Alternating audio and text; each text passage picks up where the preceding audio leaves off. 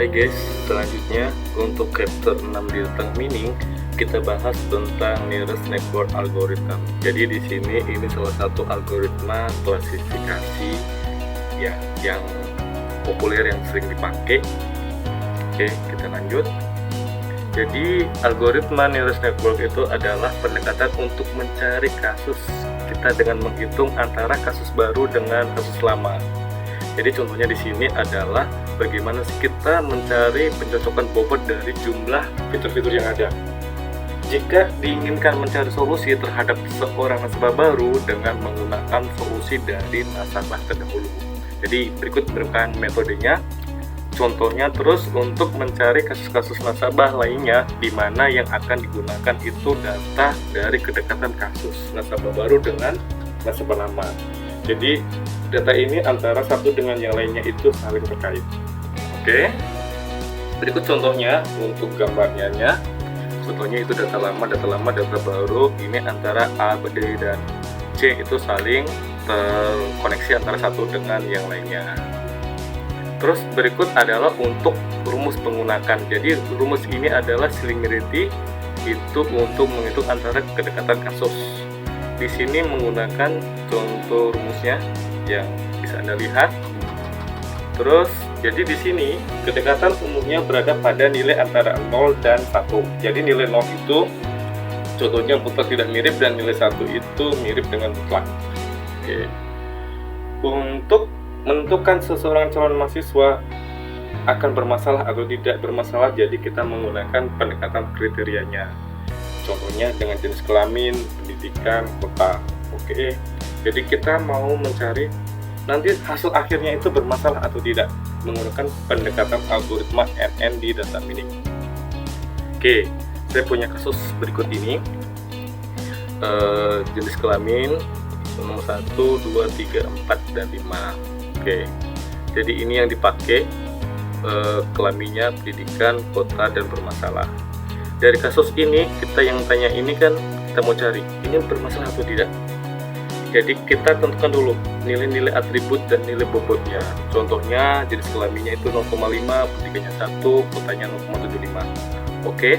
Selanjutnya ini baru kita hitung bobotnya. Kita tentukan dulu. Berarti kita di sini kita membahas tentang pembobotan akan diberikan untuk nilai atributnya. Contohnya jenis kelamin 0,5, pendidikan 1, kotanya 0,75. Jadi di sini nilai-nilai dalam atribut juga perlu kita definisikan untuk mengetahui lebih lanjutnya. Oke, berikut contohnya.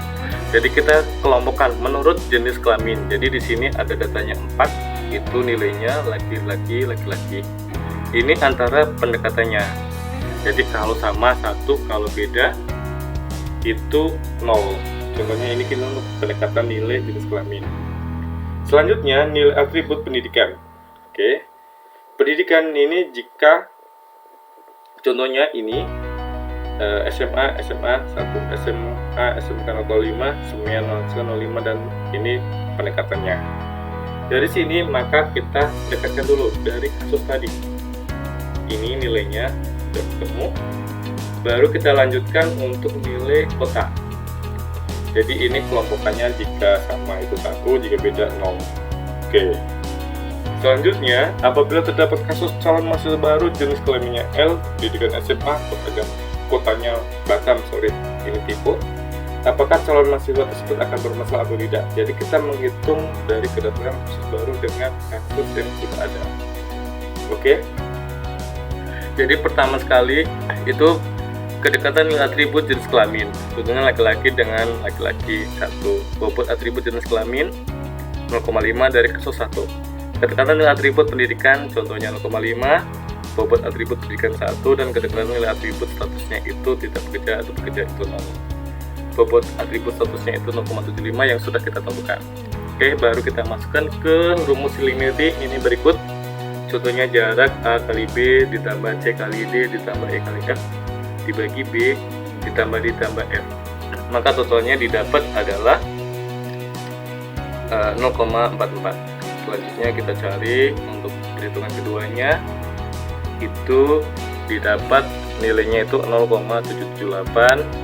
Untuk perhitungan ketiga didapat itu 0,667 dan perhitungan keempat didapat nilainya itu adalah 0 karena 0 dibagi 2,25 maka dapat hasilnya 0. Oke. Selanjutnya maka kita dekatkan dari kasus 1, 2, 3 berarti kasus tersebut adalah kasus baru kasus 2. Menggunakan klasifikasi ini maka didapat kasus D itu kemungkinan nasabah baru akan tidak bermasalah dari kasus tadi. Oke, berikut contoh yang coba ini kita kerjakan. Dari kasus ini berapa sih keterangan dari bawah ini? Oke, berikut ini latihan gampang yang Anda kerjakan. Oke, terus bagaimana sih kita mengimplementasikan di Wika? Oke, next kita buka WK-nya. Kita tutup dulu yang tadi. Oke.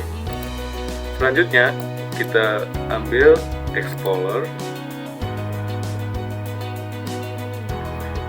Selanjutnya kita open file.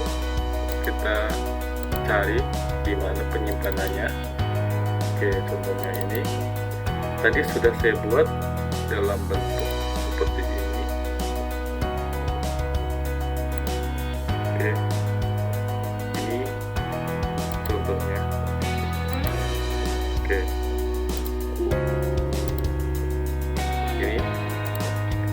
Ini kita ambil sampel, kita coba buat. Kalau nilai sedikit itu hasilnya kurang presisi, makin banyak baru makin bagus untuk. Oke guys, kita lanjutkan. Kita coba explore untuk penggunaannya di WK. Pertama kita klik explore, kita open file, kita cari datanya. Oke, materi, data mining, data warehouse. Oke, ini CSV nya berarti tadi ini. Oke, setelah masuk kita ke algoritma, kita klik klasifikasi, klik postnya, kita ambil lazy, ini IBK. Jadi untuk algoritma network itu letaknya di IBK. Oke, kita pakai training set.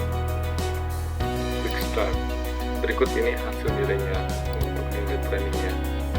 Oke, jadi hasilnya ini seperti ini. 5, 4 ininya. Terus evaluasinya ini untuk persentasenya 100%, untuk nilainya total numbernya 4. Ini untuk perhitungannya, untuk kelasnya iya atau tidaknya. Terus ini untuk klasifikasinya, nilainya itu ini. Oke, berikut contoh sederhananya. Thank you for watching.